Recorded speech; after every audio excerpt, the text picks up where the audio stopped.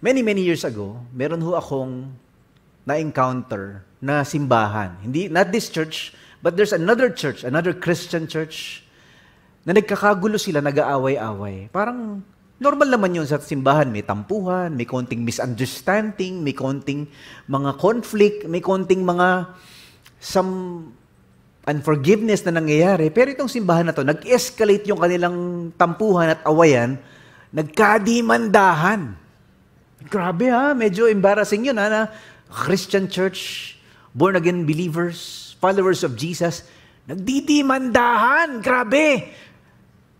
And so, as I recall, hindi ko maalala kung ano talaga yung pinag-aawayan nila. I think it's about money. Nag-aaway sila tungkol sa pera o nag-aaway tungkol sa properties of the church. I don't know. Pero they came to a series of hearings, court hearings na. So there's this one camp filled with pastors and leaders from that same church. And there's another camp na nagdidemanda, mga pastor din at mga leaders, parehong simbahan.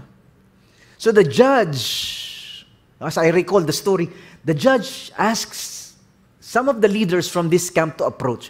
Pwede ba kayong lumapit? Approach the bench, please. And the other camp also was requested to come. At ito ang sabi ng judge. Sabi ng judge, "You're from the same church, right? The name of your church is this." Yes. "You're from the same church, right?" And the judge, who is not a believer, hindi niya kilala ang Panginoong Jesus, he does not believe in God, he says, "Di ba magkapatid kayo sa Panginoon? Di ba magkakapatid kayo sa simbahang ito? Ba't di nyo ayusin? Kayo magkakapatid, kayo magkakapamilya, kayo magkakasama, one spiritual family." I heard that story and my heart was broken. I was really embarrassed. Kapag ka nag-aaway ang magkakapatid sa Panginoon. Hello? And so that's how 1 Corinthians begin. Si Apostle Paul, he started the chapter 1 with exactly that problem. Maraming problems sa church in Corinth. But that's one of them.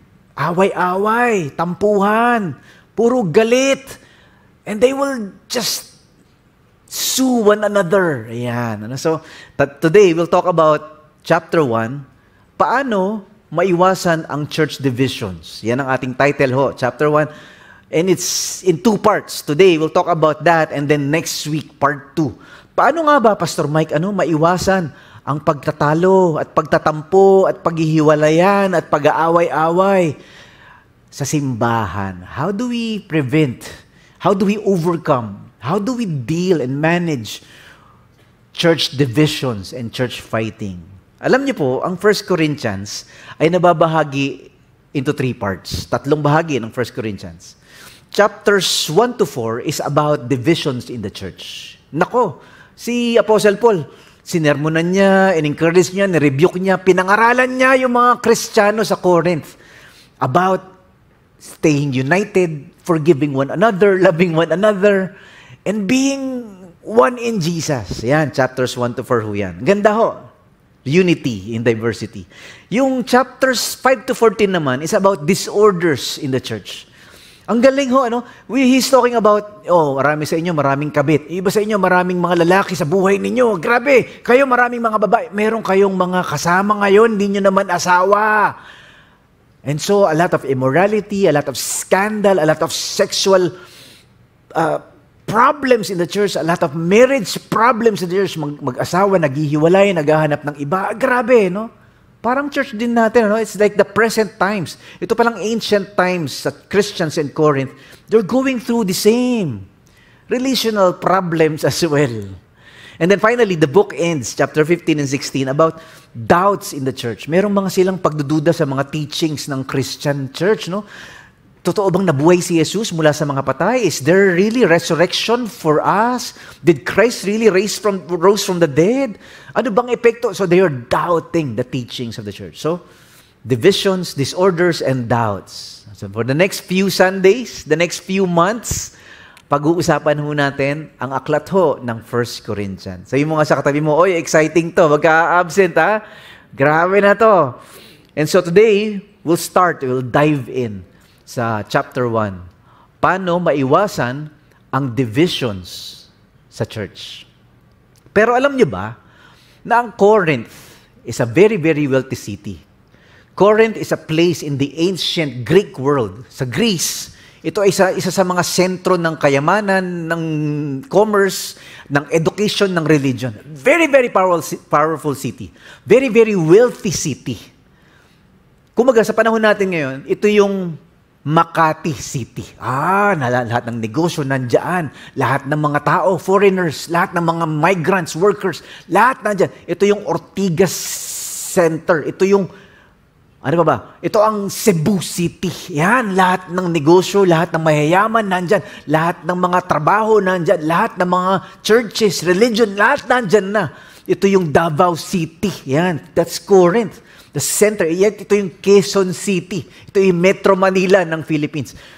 Corinth is a center of commerce, a center of wealth, a center of business, a center of religion. Ang problema, kapag ang isang syudad ay mayaman, marami ring immorality, ang daming kasalanan. Ito rin yung lugar na punong-puno ng red light district. Ito yung merong kalye na pag pinuntahan mo, "Hi, Pogi, dito ka na sa akin." Ayan, so ito yan. Corinth is filled with prostitution, filled with sexual scandals, filled with immoral behavior. Ayan, kaya nga to the point na the word Corinth was used as an adjective or a verb, which means to Corinthianize. Ibig sabihin, pag may ginagawa kang kalokohan, meron kang kinakasama, hindi mo naman asawa, sasabihan ka ng, nangungurinto ka na naman. You are Corinthianizing. Yeah, so parang, gumagawa ka na naman ng kababalaghan sexually. Your relationships, your marriage is a mess. So it's like, to be Corinthianizing is to do immoral behavior. Ayan, hello? So, ang pangit pala ng word na Corinth, dito nga sa somewhere in Pasig, merong isang subdivision or village na ang pangalan, Corinthian Gardens. Wow, social. Saan ka nakatira? Corinthian Garden. Parang ang ganda, sa atin. Pero hindi pala maganda yung pangalang Corinthians. Kasi meron siyang stigma, meron silang branding na, to be a Corinthian is to be a sexually immoral person, to be a sexually adulterer, to be unfaithful to your marriage. Yun ang ibig sabihin nila ng Corinthians. Ito ang problema. The Christians in Corinth, born-again believers, followers of Jesus, the church in Corinth, na pinagpapastoran ni Apostle Paul, na tinatag ni Apostle Paul, they are now coming from this kind of culture, this kind of background. Karamihan sa kanila, nung na-born-again sila, sumama sa church, sumunod sa Panginoong Jesus, yun ang background nila. Madaming kabit, ilang beses kinasal, madaming divorce, ang daming pinanggalingang broken marriages, and they entered spiritual life in Christ. And so, meron pa silang mga dala-dala ng bagahe. May dala-dala pa silang mga basura in their walk with God. And so, that's why 1 Corinthians was written in that context. Yun ang kanilang sitwasyon. Parang tayo rin, in the modern church, we come to Jesus Christ and we are also carrying baggages in our lives. Carrying some problems in our marriages, carrying some crisis in our families, carrying some addictions in our sexuality, some wounds and brokenness in our relationships. Parang, hindi pa tayo mga perpekto tulad ng mga Corinthian Christians. Marami pa tayong mga tukso at mga pinagdadaan ng gusot sa ating buhay at sa ating relasyon at sa ating marriage tulad ng mga Corinthians. And that is why this letter is also for us. Kasi para ding mga Corinthian Christians, tayo din ay maraming mga pasan-pasang mga dapat baklasin at basagin ng Diyos sa ating mga buhay. Yung ating mga kayabangan, yung ating mga kalaswaan, yung ating mga tukso, at yung ating mga problema sa ating mga relasyon. The problems of the people in Corinth, the Christians in Corinth, is somehow also related to our present-day problems. Amen? And so today we'll be trying to listen to the Word of God. Oo nga, Panginoon, turuan mo nga po kami. Tulad ng mga Christians sa Corinth, how we navigate through all this difficulty in our relationships, in our marriages, in our church. So the first problem of the church is church divisions. Ayan, so pag-uusapan natin ngayon yan. So that's why chapter 1, the center message of chapter 1 is Paul's appeal to unity. Tingnan niyo to. Verse 10 to 11 says, I appeal to you, nakikiusap ako sa inyo, dear brothers and sisters, to live in harmony with each other. Magmahalan naman kayo. Magpatawaran kayo. Harmony. Let there be no divisions in the church. Rather, be of one mind. Magkakaisa kayo. United in thought and purpose. For some have told me that there are quarrels. May nakabalita sa akin na nag-aaway-away kayo. Sabi niya, mga kapatid, sasabihan ko kayong lahat, please, magkasundo kayo at tigilan nyo na ang pagkakampihan. Parang meron silang fans club ni ganitong pastor, fans club ni ganitong, parang meron silang kampi-kampihan, hati-hati sila. Sabi ni Apostle Paul, magkaisa kayo sa isip at pagdedesisyon. Mga kapatid, may nagbalita sa akin kasi na nag-aaway-away daw kayo. Ayan, that's chapter 1. Grabe, Pastor Mike, ha? Beginning pa lang ng series ng 1 Corinthians. Gulo na kagad. Yes, that's the letter. It talks about divisions in the church. Alam niyo, ginamit ni Apostle Paul na Greek word dun sa let there be one mind. It's the word for getting the broken nets together. So, yung mga lambat sa pangingisda, minsan nabubutas yan at lumuluwag. And so, ang ginagawa nila, they mend the nets. Tinatahi nila yon para mabuo uli. That's the word used by the Apostle Paul. Itahin ninyo. No? You strive to have one mind. Itahin ninyo. Be united. Magkaisa kayo. Itahin ninyo yung mga nabutas at nawasak at napunit na mga relasyon sa bawat isa. That's the word. You mend the relationships. Magpatawaran kayo, magmahalan kayo. That's 1 Corinthians chapter 1. Diba? Na minsan daw sa buhay natin, kailangan tayong palalahanan. Oh, binago ka na ni Lord. Huwag na kayo magbardagulan. Oh, pinatawad ka na ng Diyos. Patawarin mo yung may kasalanan sa'yo. Oh, nilinis ka na ni Lord. Huwag ka na makipag-away. Huwag mo nang makipagyabangan. Yan. Remember this. Bilang mga sinners, saved because of the cross. Yun tayo, no? That's who we are. We can have unity in the church dahil sa love, sa grace, wisdom, and power na meron kayo in Christ. Yeah, that's chapter 1. He's reminding us who we are and who God is in our lives. Ang good news na tayo ay pinatawad at tayo tinanggap ng Diyos. The gospel. It can heal. It can heal all our conflicts and divisions and wounds and hurts. Yan. That's the message of chapter 1 of our series. So merong 3 truths that we will explore today. We will reflect on 3 important truths as we begin part 1 of chapter 1 of 1 Corinthians. Ito yung una. Remember who you are in Christ. Yan. That's the first few verses ni Apostle Paul. He's reminding them, sino ka ba sa Panginoon? Number 2, reaffirm what Christ is doing in you. Sometimes, we have to just focus on what God is doing instead of the conflicts we have and the problems we go through. And number 3, recognize how you are strengthened until Christ returns. Hindi ka bibitawan ng Diyos. Tapat ang Diyos. Tutulungan ka niya na magbago, magmature, lumago, lumalim sa buhay mo. So let's begin. Today, we'll talk about remembering who you are in Christ. That's number 1, no? Tinanggap kayo ng Diyos na maging part ng kanyang church dahil kay Christ. That's who you are. Remember that. Minsan kasi pag nakakalimot daw tayo kung sino ka, ay, born again na pala ako. Hindi na pala ako dapat makipag-away dito sa sales lady na to. Di ba? So parang, ay, sorry, Christian pala ako. Hindi pala ako dapat sumasama sa mga grupong ito. Oh, no, we remind ourselves. So that's what the Apostle Paul is doing. Born again ka na, pinatawad ka na, binanal ka na ng Diyos, nilinis ka na. You have been forgiven, you have been sanctified. You are now part of the family of God. Huwag ka nang umasta na para kang non-believer ka, para kang di Kristiyano Hello? Hey, Christian na pala ako, hindi pala ako dapat makipaghabulan sa EDSA. Kahit maraming pasaway na driver, di ba? Di ba? Pahabaan ng busina. Ay, sorry Lord. Christian na pala ako. Yun, that's what's happening here. Di ba? Gusto mong makipagsapakan dahil magkaiba kayo ng binoto sa politika. Gusto mong makipagbardagulan dahil magkaiba kayo ng opinion sa religion. Gusto mong makipag-away sa kabag-anak mo dahil magkaiba kayo ng paningin sa mga bagay-bagay. Ay, Lord, sorry. I belong to Jesus na pala. Hello?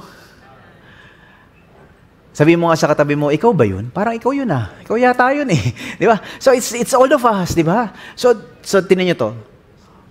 Verse 2 to 3 says, I am writing to God's church in Corinth, to you who have been called by God to be His own holy people. So He's reminding them, this is you. Ito ka na. This is your identity, and your identity shapes your behavior. Ang galing, He made you holy by the means of Christ Jesus. Just as He did for all people everywhere who call on the name of the Lord Jesus Christ. May God our Father and the Lord Jesus Christ give you grace and peace. Ang galing, pinapaalala niya. Sabi niya, para sa church ng Diyos na nasa Corinth, remember, merong ownership. This is the church of God. Hindi yan church ni Apostle Paul. Hindi yan church ni Apostle Peter. Hindi yan church ni Pastor Mike. Hindi yan church ni Pastor ganito. Huwag kayong masyadong sumusunod sa mga fans club kung sino-sino yung mga kinakampihan ninyo. This is the church of God. Si Jesus ang ating susunod. Sabi niya, tinawag para maging bayan ng Diyos. Sila yung mga nakipag-isa kay Jesus, Christ Jesus. Kasama ang lahat ng mga tao sa lahat ng lugar. Yung mga sumasamba sa Panginoon nating si Jesus Christ, sana okay kayo, maayos, at nararanasan nyo ang sobrang kabaitan ng Diyos na ating Tatay at Panginoon na si Jesus Christ. So in other words, the Apostle Paul is encouraging the believers in Corinth to understand that remembering who you are and whose you are, you belong to God, you have been forgiven by God, you have been made holy by God. It affects the way we behave, the way we relate, the way we conduct ourselves, and the way we live our lives. So nababawasan yung inggitan, awayan, tampuhan, yabangan, at paghihiwalayan. Kasi naalala mo hindi na pala ito yung ugali ko dapat.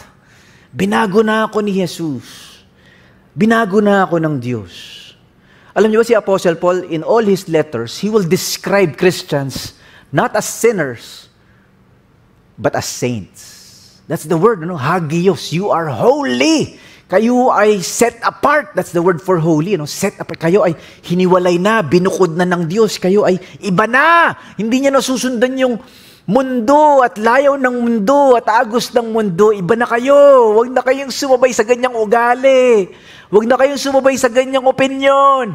Huwag na kayong sumabay sa ganyang pamumuhay. You are now holy. That's what he says in chapter 1. He says, you are now a holy people who belong to God. This church is a holy family that belongs to God.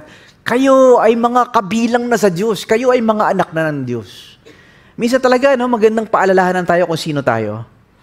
Kasi pag nalilimutan natin yung kung sino tayo, kung sino na tayo sa Panginoong Jesus, kung sino na ano nang tingin ng Diyos sa atin, nakakalimutan natin paano mamuhay ng tama. Nalilimutan natin yung ating misyon, yung ating purpose, yung ating goal sa buhay. Meron niyang kwento ng isang lighthouse mission center. So alam niyo ba yung lighthouse, di ba? Sa mga probinsya, sa mga malapit sa dagat, meron silang tinatawag na parola. So yung lighthouse, isang malaking tore yan na may ilaw sa tuktok para gabayan yung mga barko at mga bangka na nahihirapan hanapin yung pangpang pagka mayroong bagyo at malakas ang hangin at madilim. So they were guiding boats and ships who are shipwrecked, yung mga lumubog, yung mga tinangay ng agos, and those ships who are lost in the sea because of the storm. So yun ang purpose ng lighthouse. So meron niya mga volunteers na mga lifeguards, volunteers na rescuers. Kapag mayroong lumubog, sila yung sasaklolo. Pag mayroong nalulunod, sila yung sasaklolo. Kapag mayroong disgrasya at aksidente sa dagat, sila yung lumulusong. Sila yung pumupunta to rescue. Ang tawag sa kanila, Lighthouse Rescue Missions Team. Pero minsan, hindi naman laging may bagyo, hindi naman laging may lumubog, hindi naman laging may nasirang bangka. So once in a while, kapag nag-gather sila doon, ay wala namang re-rescue. Magkape-kape muna tayo. So they formed a coffee club. So nagkaroon ng cafe area doon sa lighthouse. So, minsan, nababore sila, walang ginagawa. Tara, gawa tayo ng golf course. So, nagkaroon ng golf course. Ganda! Parang nagkaroon ng country club do sa lighthouse. So, they have now shops and cafe, and they have the golf course. Na ngayon, may membership na. Oh, you can be a member of our club. Naging club na sila. So, mayroong membership. Ang ganda ng card, no? Talagang titanium card. Nakakaroon na ba kayong ganun? Titanium card. So wow, ganda naman ng ID natin. So meron silang mga activities, merong gym, merong basketball contest and all. And so, nalimutan na nila na ang talagang purpose nila ay hindi magkape. So merong minsan nalulunod, merong nasirang bangka, nagkakape-kape na lang sila. And so, minsan merong pumapasok, mga nalunod, yung mga emergency, mga basang-basa yung mga tao, yung nagsisira yung golf course na, dudumi nyo, umalis ka kayo. So they forgot who they are. Ano bang purpose ng lighthouse na ito? Ano bang purpose ng rescue mission na ito? Hindi magkape at mag-golf at mag-basketball at mag-chess. Kundi para tulungan yung mga taong naliligaw at yung mga taong nasiraan at nalulunod. Hello? Sometimes, the problem with the church is we forget who we are. We forget our mission. And we are comfortable with our activities and our programs and our coffees but we forget yung pala yung mas mahalaga sa puso ng Diyos. That's who we are. We're supposed to reach out to the broken, to the wounded, to the dirty, to the lost, to those who are going through marriage problems, to those who are suicidal, to those who are addicted. Yung mga buhay nila, ang dudumi. Sila yung kailangan nating abutin. And sometimes we get lost and we forget amidst our busy programs and schedules and activities. Yan, ano sabi ni Apostle Paul? Tandaan ninyo kung sino talaga kayo. And that is how we overcome petty quarrels, petty divisions, small conflicts. Kasi hindi naman talaga ito yung mahalaga eh. Nalilimutan natin kung ano yung panawagan natin. Ayan, yung sasabi ni Apostle Paul. Remember who you are. You are holy. You are set apart. You are hagios. You are saints. You are the church of God, not of the Apostle Paul or Peter or hindi yan church ni Pastor Mike. Church yan ng Panginoon. Hello? Hi! Okay, mag-away. Yun, sinasabi ni Apostle Paul. Ito naman yung pangalawa. How do we overcome church divisions and church conflicts and prevent church splits? Apostle Paul says, reaffirm what Christ is doing in you. Yung napapansin mo at pinapahalagan mo yung ginagawa ng Diyos. Kasi sabi niya, tutulungan kayo ng Diyos na hindi magkulang sa mga spiritual blessings from Christ. Guys, tandaan niyo to. Minsan, pag binibilang mo at inaalam mo kung ano yung mga ginawa ng Diyos sa buhay mo. Yung mga blessing ng Diyos sa buhay mo. Yung awa ng Diyos sa buhay mo. Yung pagkapatawad ng Diyos sa buhay mo. Yung pagbabaklas ng Diyos ng yabang mo. Yung pag-aayos ng Diyos ng ugali mo. Yung pagtulong sa'yo ng Diyos na malabanan yung tukso na yan. The blessings of God and the power of God and the work of God in your life. The more you realize that and you recognize that, the more you understand na itong mga away-away na ito, yung mga gulong ito, itong mga problemang ito, they can be overcome because we have the power and the blessing and the grace of God in our lives. Di ba? Kapag pinatawad ka ng Diyos, mas madali magpatawad nung nakasakit sa'yo. Kapag pinakitaan ka ng awa ng Diyos, mas madaling pakitaan ng awa, yun ang api sa'yo. Kapag pinakitaan ka ng Diyos ng pagkapatawad at pagpapasensya, mas madaling pagpasensyahan at patawarin at mahalin yung nag-scam sa'yo, yung naglaglag sa'yo, yung nanakit sa'yo. And that is why He introduces a solution to church divisions by telling them, number one, this is who you are. Pinago na kayo ng Diyos. Huwag na kayong babalik sa dating ugali. And number two, ito yung ginagawa ni Lord sa buhay nyo. You forgive because you're forgiven. You love because you love. You give grace because you have been given grace. Ang galing! So we give what we have been given. Tingnan niyo to. Sabi niya, verse 4-7, I always thank God for you and for the gracious gifts. Ito na, ang ganda. He has given you. Now that you belong to Christ Jesus. Through Him, God has enriched your church in every way. Ang daming blessings sa church nyo. The Corinthian church is a wealthy church, but it's not only a wealthy, it's a gifted church. Ang daming gifted. Sabi niya, with all your eloquent words. Ang daming good speakers sa Corinth. And all your knowledge. Ang daming matatalino at magagaling sa church in Corinth. This confirms that what I told you about Christ is true. Now you have every spiritual gift. Ang daming spiritual gifts. Later on, he will deal with this, no? Dami mong spiritual gifts, di ka marunong magmahal. Sabi niya, lagi ka akong nagpapasalamat sa Diyos kasi naging sobrang bait ng Diyos sa inyo. Dahil kay Christ Jesus. At dahil united kayo kay Christ, naging mayaman kayo. Mayaman, no? Not only financially, but spiritually, sa lahat ng bagay, sa salita at sa kaalaman, mas lalo pang tumibay sa inyo ang katotohanan na sinasabi namin tungkol kay Christ. Kaya hindi kayo nagkukulang sa mga spiritual na blessing. Can you imagine that? This is a very spiritually blessed church, Corinth. Just like our church, ang daming blessing ni Lord sa atin. Ha? Thank you, Lord. Grabe. Diba? Ang daming spiritual blessings, ang daming financial blessings, ang daming relational blessings, ang daming mga blessing ng Panginoon. And so, the more we realize that, ginagawa ng Diyos, our minds are now focused on honoring God and helping others. Yun naman talagang purpose ng blessing eh. Pag pinagpapala ka ng Diyos, hindi yun para sa'yo lang. Kailangan pinagpapala mo rin ng iba. We are blessed to become a blessing to others. We were given grace so that we give grace to others. We were given love so that we can love others. We were given eloquence and knowledge so that we can teach and equip others. We were given money so that we can help the poor and help those who are struggling financially. Ang galing ano? Oo nga, Pastor Mike, hindi lang pala para sa akin itong mga gifts na to. Itong mga blessings na ito. Yun ang sinasabi ni Apostle Paul. And later on, he will bombard us with a lot of rebuke. Sabi niya, ang gagaling nyo. Ang dami nyong gifts. Ang gagaling nyo. Some of you have the gift of knowledge and the gift of wisdom. Pero ang iingay ninyo, pero di kayo marunong magmahal. Hindi kayo nagpapatawad. Hindi kayo nagpapasensya.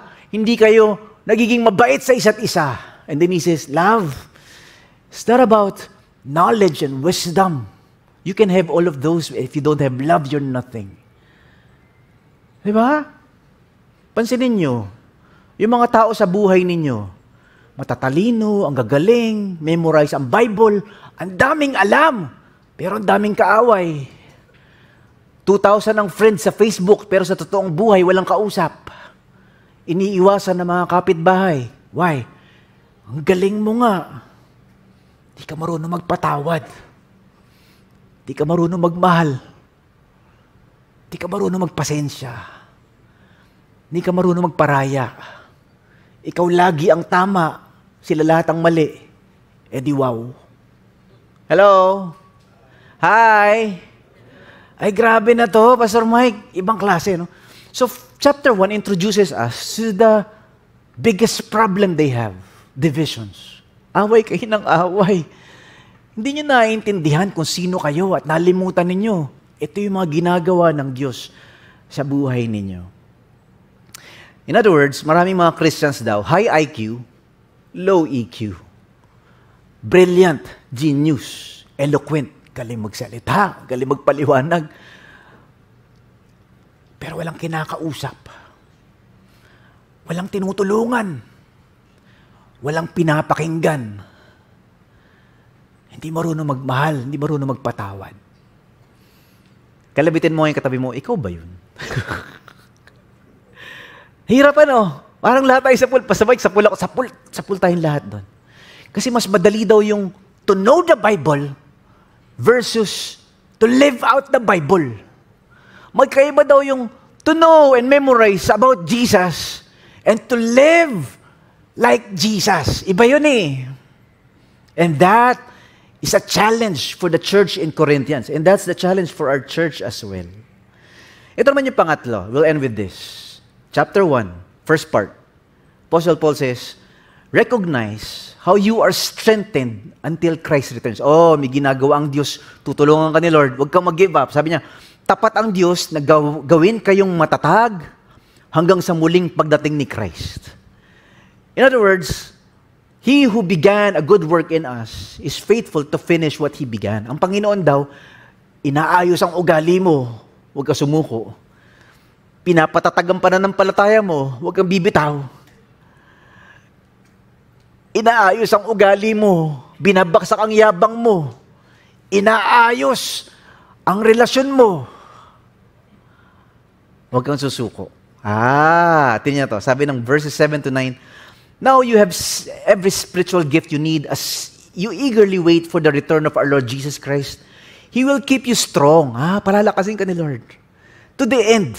Strong to the end. So that you will be free from all blame. This is the word for blameless. Ibig sabihin, pag dumating ang Panginoon, walang may susumbat sa'yo. Ang sungit-sungit mo pa rin, binago na kita. Ikaw, hindi ka pa rin nagpapatawad, pinatawad na kita. So it's like, from all blame on the day of when our Lord Jesus Christ returns. Sabi niya, God will do this for He is faithful to do what He says. Katapatan ng Diyos. And He has invited you into partnership with His Son, Jesus Christ our Lord. Ang galing! Ang galing! Ang Diyos daw hindi sumusuko sa'yo, huwag kang susuko. Kaya hindi kayo nagkukulang ng mga spiritual na blessings habang hinihintay nyo na ma-reveal ang Panginoong nating si Jesus Christ. Siya! Ito na. Ang magpapatatag sa'yo hanggang sa huli. Para walang makitang mali sa inyo hanggang sa dumating ang araw ng ating Panginoong si Jesus Christ. Maaasahan ng Diyos, tapat ang Diyos, na tumawag sa inyo para makasama nyo ang anak niya, si Jesus Christ na Panginoon natin. Ang galing! This means, na ano man yung ugali mo ngayon na medyo, Lord, kailangan baguhin. O ano man yung sitwasyon mo ngayon na kailangan paayusin. Ano man yung immaturity mo ngayon na kailangan pang linisin at palaguin ng Diyos. Okay lang kasi we are all works in progress. Amen? We are all imperfect people being transformed by a perfect God. Ibig sabihin, meron pa tayo mga kailangan ayusin sa ating mga buhay, pero ang Diyos ay tapat. God is faithful, sabi ni Apostle Paul. We are still works in progress. Minsan nga medyo napahiya ako, nireview ako ng Panginoon kasi meron akong some fellow believer, another Christian, na medyo ginajudge ko. This is many, many years ago. And he wore a t-shirt. So, medyo, yabang-yabang nito. So, medyo judge pa more. Hashtag judge pa more. Ano? Ito, medyo pasaway itong Christian. Grabe, Christian ba yan? So, I'm doubting his Christianity and all. Meron ba kayong mga ganun tao sa buhay ninyo? Difficult people in your life? Bullies in your life? Di ba? Yung mga pasaway sa buhay ninyo na kasama sa church, kasama sa life group, kasama nyo sa Bible study, kasama nyo sa fellowship, pero nakakainis! Nakakainis kasama to So, we are bashing them and in our minds, kung ang isip nakakapatay, lahat tayo kulong na di ba? So, Lord, bigyan mo ako ng pasensya. So, one day, he wore a shirt. Wala nang ganitong t-shirt pero merong shirt sa likod nakalagay. So, ako ngayon, medyo beast mode ako Umuusok ang ilong ko, umusok ang tenga ko. Lord, pigilan mo ako. Lord, sasapakin ko na to. Lord, pwede ba hindi muna ako Christian? For 5 minutes lang, mumurahin ko lang. Pero Lord, Christian na ako, so nagpipigil ako. So I read in his shirt something that humbled me. Nakalagay sa likod ng shirt niya, please be patient with me. God is not finished with me yet. Oh. Hello. In a sense, that applies to me as well. Lord, kailangan pagpasensyahan ako ng mga tao. Hindi pa tapos ang Diyos sa buhay ko. So I started to be patient, to show forgiveness, to show grace to those undeserving people. Because that's what God did to me. Amen? Hello? Palapakan natin ang Panginoon. Thank you, Lord. Woohoo! God is not finished with us yet. We are works in progress. Yun yung sinasabi dito ni Apostle Paul. Na tayo daw dapat kumbaga, nagtsatsaga sa bawat isa dahil pinagtsatsagaan tayo ng Diyos. Na tayo daw nagpapasensya sa bawat isa dahil tayo pinagpapasensya ng Diyos. Na tayo nagbibigay ng awa at nagpapaubaya at nagpaparaya. We show grace and mercy and kindness and forgiveness and love to others, especially believers. Because God has shown us mercy and grace and forgiveness and love. We give whatever we receive. Ganun talaga, ano? So, the Apostle Paul is reminding them, ito yung binigay ng Diyos sa inyo. Bakit ang kunat-kunat niyo magbigay sa iba? Ito yung binuhusan ka ng Lord ng daming blessing. Bakit ang tipid-tipid mong tumulong? Ito yung mga binigay sa inyo ni Lord na gifts, spiritual gifts. Bakit ayaw mo mag-serve? Ito yung mga binigay sa inyo ni Lord na mga blessing at pagpapala, at pagmamahal, at pagpaparaya, at pagpapasensya. Bakit ang hirap-hirap mo magpatawad? Ang hirap-hirap mo magpasensya? That's 1 Corinthians chapter 1. How do you prevent divisions and conflicts and bitterness and unforgiveness among fellow Christians? You remind yourself who you are. You remind yourself that God is doing something. And God has blessed you so you can bless others as well. Many years ago, meron akong isang turning point in my life. Marami tayong turning points in our lives. Ano? Yung mga sitwasyon sa buhay natin na bigla ka natauhan. At bigla nagbago yung pananaw mo. Ang tawag ho dyan, mga paradigm shifts, mga mindset changes, mga wake-up calls, mga turning points. And one of them was when I was really financially desperate. May moment ho sa buhay, lahat naman tayo, may mga sitwasyon sa buhay natin na tayo talagang we are so down. Wala akong ipon. Yung ATM card ko, zero balance, buti hindi pa na ka-cancel. Diba? So, wala nang maintenance kasi ubus lagi. Wala talaga kaming pera. Isang kahig, isang tuka, walang. And so my wife was in the hospital and I need money and I was hoping that a friend of mine, yung kaibigan ko, we grew up together, we were close, talagang para na kami magkapatid. So I called him and I said, pare, pahiram naman ako ng 2K. Gipit lang, pasensya na. And so I was expecting him, oh, no problem, Mike, no problem. Give me your ATM account and I'll send today. Or wala pang GCash noon. Tagal na, Pastor Mike, tagal na nun, hindi pa na-invento ang GCash. So I was expecting him to be merciful and considerate. Ang ginawa ba naman sa akin, binulyawan ako.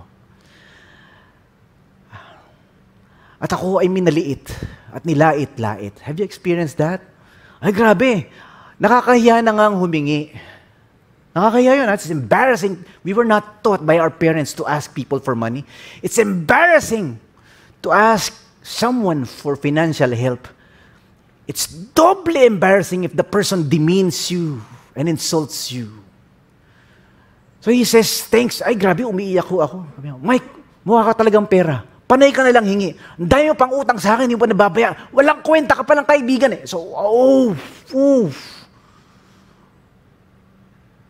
And I said, pare, pasensya na. Pare, 2K lang, sisirain mo yung pagkakaibigan natin. Pero okay lang, thank you. I walked out of that conversation. I was really brokenhearted and weeping. I lost a friend because I was asking for help. And then that was a turning point. Minsan may ginagawa ang Diyos pag pinapadaan ka niya sa masakit. When God brings you to a low moment in your life, God is teaching us. That was a teaching moment in my life. I walked out of that day, partly brokenhearted and sad, but partly I was enlightened. I was smiling and I was crying at the same time. Sabi ko, Lord, promise.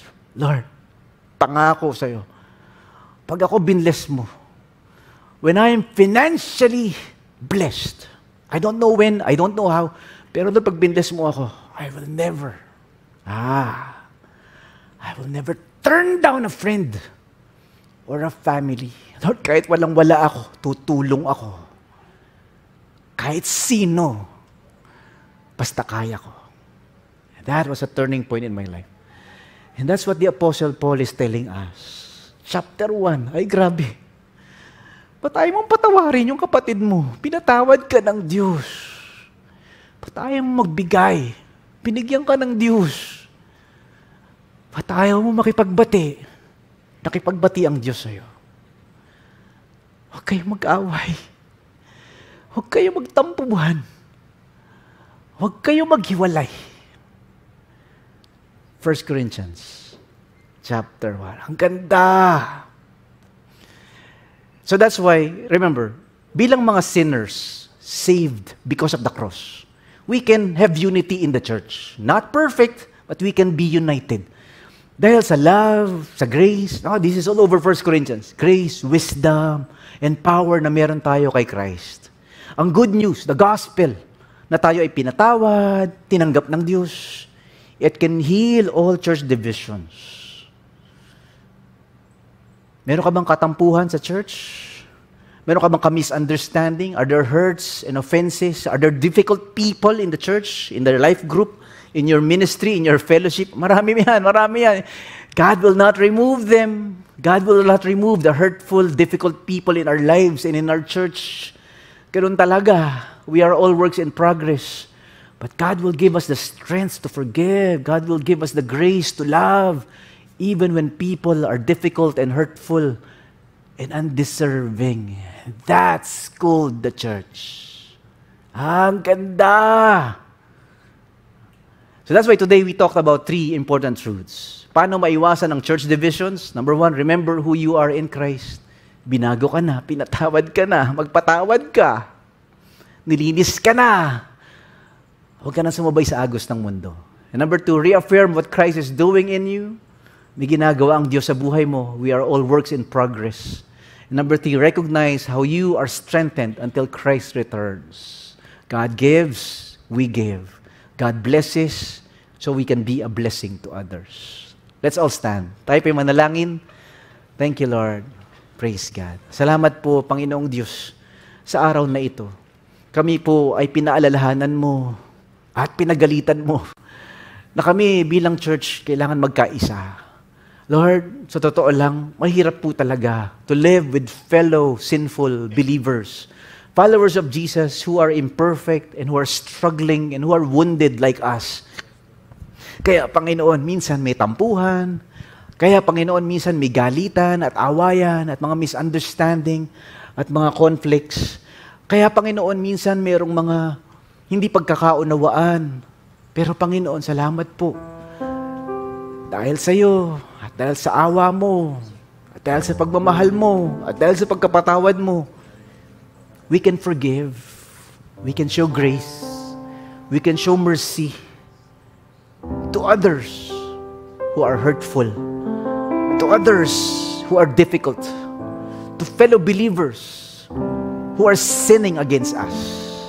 Lord, I pray that you will help us to be united as a church, to live in harmony as a church, to love one another as a church.